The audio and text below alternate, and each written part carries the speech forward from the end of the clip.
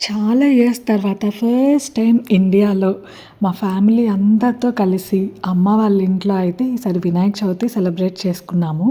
కరెక్ట్‌గా టైంకి వెళ్ళడం వల్ల పండగ అంటే ఇలా ఉంటది అనే ఫీలింగ్ అయితే వచ్చిందనమాట. ఎప్పుడు ఇక్కడ నేను అన్ని నైవేద్యాలు చేసి ఎంత చేసుకున్నా గానీ ఫ్యామిలీతో చేసుకోవడం అనే థింగ్ అయితే డెఫినెట్‌గా మిస్ అయిపోతాను. బట్ ఈసారి మాత్రం అందరితో కలిసి చేసుకోవడం అనేది చాలా అంటే చాలా హ్యాపీగా అనిపించింది.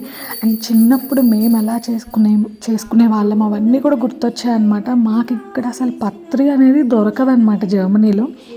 బట్ ఇండియాలో ఆ పత్రితో చేసుకోవడం, చిన్నప్పుడైతే బుక్స్‌కి బొట్లు పెట్టుకోవడం అవన్నీ ఉంటాయి కదా! సో, అవన్నీ కూడా ఒక్కసారి అలా నాకైతే గుర్తొచ్చేసాయి చిన్నప్పుడు మెమరీస్ అన్నీ కూడా.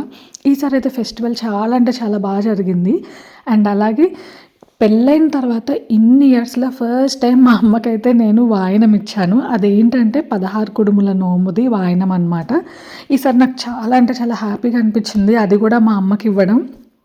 అలా వాయనం ఇచ్చి మా పూజనైతే కంప్లీట్ చేసుకున్నాము. తర్వాత ప్రసాదాలు, నైవేద్యాలు అన్నీ అయితే మంచిగా ఎంజాయ్ చేసామనమాట. ఈ వీడియో నచ్చితే లైక్ చేయండి.